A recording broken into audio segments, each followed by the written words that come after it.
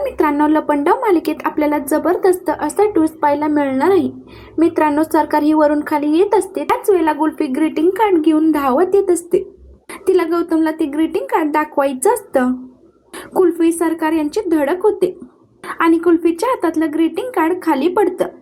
सरकारचं लक्ष त्याच्यावरती जातं. सरकार ते वाचते आणि विचारते, अरे वा, हॅपी बर्थडे कान्हा जेजू. कधी आहे तुझ्या लाडक्या कान्हा जेजूचा बर्थडे? कुल्फी म्हणते उद्या. सरकार आपल्या रूम मध्ये येते आणि गन हातात घेते. सरकार म्हणते, कान्हा, उद्याचा दिवस, तुझा वाढदिवस कायम लक्षात राहील. असाच असणार आहे. सरकार लगेच आपल्या माणसाला फोन लावते आणि दाभाडेला मारण्याची सुपारी देते. तर दुसऱ्या दिवशी चाळीमध्ये सगळेजण पाणी भरत असतात. दाभाडे मावशी सुद्धा तिथेच असतात. सखी पाणी भरायला येते आणि ती कान्हावरती रागावलेली असते. आदल्या दिवशी कान्हाने आपल्यावरती हात उगारला म्हणून ती हर्ट झालेली असते. कान्हा तिच्याकडे येतो आणि म्हणतो, सॉरी सखी मॅडम, पुन्हा असं नाही होणार, माफ करा ना. सखी काहीच बोलायला तयार नसते. कान्हा सारखं तिला विनवण्या करत असतो. चाळीतले सगळेच जण बघत असतात. चाळीतल्यांनी सगळ्यांनी ठरवलेलं असतं की कान्हासाठी बर्थडे पार्टी अरेंज करायची. सगळे त्याच गडबडीमध्ये असतात. तर इकडे सरकारचा माणूस गच्चीवरती उभा असतो आणि दाभाडेंवरती तो बंदूक रोखून असतो. आता कान्हा सखी बाहेर वाद घालत बसलेत, एकमेकांशी बोलतायत. कान्हा सखीचा रुसवा घालवण्याचा प्रयत्न करतोय.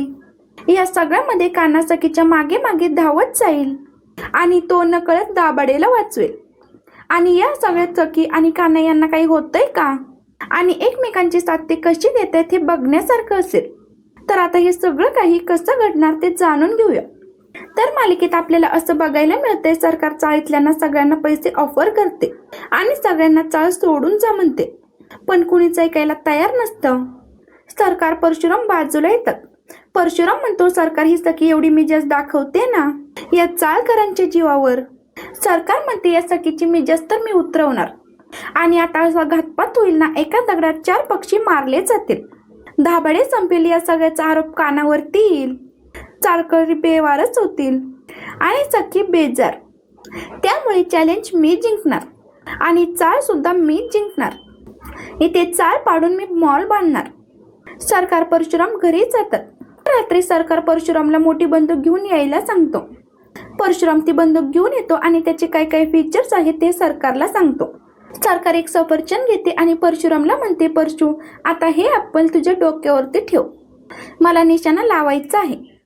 परशुराम नाही नाही म्हणत असतो. तो खूपच घाबरलेला असतो.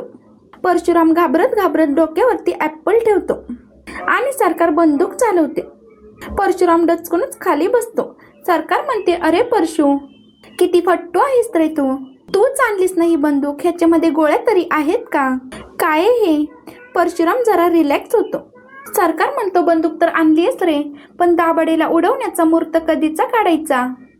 ते दोघं विचार करत असतात. तर इकडे चाळीत सगळेच जण विचार करत असतात.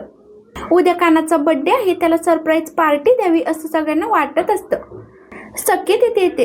सगळे सखीला सांगतात की आम्ही कान्हासाठी सरप्राईज बर्थडे पार्टी प्लॅन करतोय. सखी पण या सगळ्यामध्ये सामील होते. जानू विचारते, सखी, लग्नानंतरचा तुझ्या नवऱ्याचा पहिला वाढदिवस आहे, काय स्पेशल गिफ्ट देणार आहेस तू? सखी म्हणते, नाही देणार मी गिफ्ट. जानू म्हणते, ते जाऊ दे, तुझा नवरा आहे तरी कुठे? सखी म्हणते, ते पण नाही माहिती. सखी चाळीत सगळीकडे कान्हाला शोधायला लागते. तर इकडे कान्हा कारमध्ये बसलेला असतो आणि तो आपल्या जुन्या अवतारामध्ये येतो. काठीवाला त्याच्याशी बोलत असतो. काठीवाला माणूस त्याचं आणि सखीचं रेकॉर्डिंग कान्हाला ऐकवतो. कान्हा म्हणतो, सॉरी, मी माझ्या धैर्यापासून बाजूला झालो नाहीये, मला माझ्या ध्येयाचा विसर पडलेला नाहीये, पण हे रेकॉर्डिंग डिव्हाइस वगैरे हे कुठे लावलंय तुम्ही? हे असं काही करू नका हो, पुन्हा अशी चूक होणार नाही. तो काठीवाला माणूस कान्हाला मारतो आणि त्याला एक व्हिडिओ दाखवतो. कान्हाच्या आईचा व्हिडिओ असतो. कान्हा आपल्या आईला बघून इमोशनल होतो आणि रडायला लागतो. तर इकडे सखी जानू दोघेही बाजूला बसलेले असतात. जानू म्हणते, सखी, लग्नानंतरचा पहिला वाढदिवस आहे, काय गिफ्ट देणारीस तू? काहीतरी स्पेशल असेल, भारी असेल ना? सखी म्हणते, नाही, मी काहीच देणार नाहीये. जानू म्हणते, सखी, अगं का देणार नाहीयेस? तुमच्या दोघांमधलं प्रेम दिसतं. तुम्ही दोघं किती सपोर्ट करता एकमेकांना. अगं हेच तर प्रेम आहे.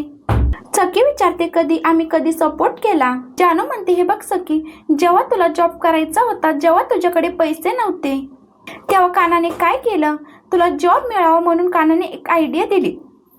चाळीतल्या मुलांचे क्लास घे म्हणून. अगं घरातल्या घरात सोय केली तुझी, तुला कुठे लांब पण जावं लागत नाही. चल मग दुसरं उदाहरण देते. अगं तुम्ही दोघांनी पण एकत्र पाणी भरलं आणि चाळकऱ्यांची मदत केली. अगं याला तर टीमवर्क म्हणतात आणि यालाच प्रेम म्हणतात.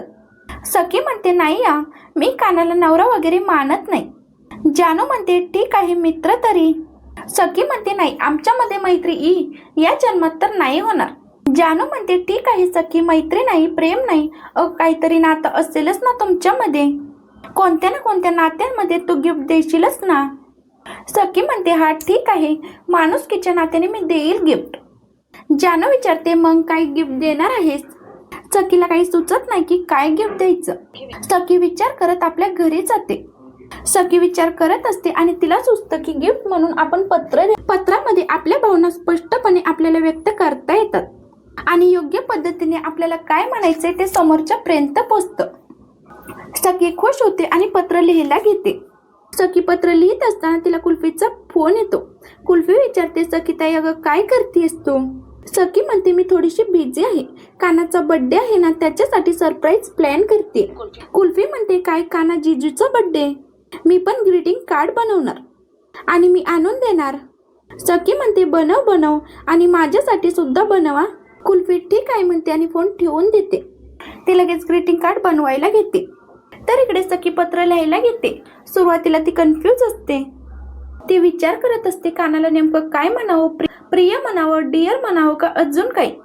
सखी कशी बशी पत्राची सुरुवात करते. सखी छान पत्र लिहिते आणि तेवढ्यात कानाचा आवाज येतो. सखीला वाटतं की कानाने आपलं पत्र बघायला नको. सखी ते पत्र कपाटावरच्या बॅगमध्ये लपवते आणि तेवढ्यात तिथे काना येतो. काना मनात म्हणतो नाही, असं गाफील राहून चालणार नाही, निष्काळजीपणाने वागून चालणार नाही. अजून काही लपून ठेवले घरामध्ये ते शोधून काढायलाच हवं. काना सगळीकडे शोधाशोध करत असतो. सखी विचारते काना काय शोधतोयस तू. अरे मला तरी सांग ना, मी मदत करते. काना काहीच सांगत नाही. तो चिडचिड करत असतो, सखीला लांब ढकलत असतो आणि पुन्हा सगळीकडे शोधाशोध करतो. कानाचं लक्ष बॅगकडे जातो. काना ती बॅग उघडतो. सखीला वाटतं की नाही, आपलं हे सरप्राईज गिफ्ट आहे, कानाने बघायला नको. सखी म्हणते काना तिथे काही नाहीये, तू उतर खाली. काना सखीला ढकलतो आणि तिच्यावरती हात उगारतो. सखीला एकदम धक्का बसतो. काना हा विचित्र का वागतोय तिला काहीच कळत नाही. ती त्याच्याकडे रागानेच बघायला लागते आणि आपला आजचा हा भाग इथेच संपतो.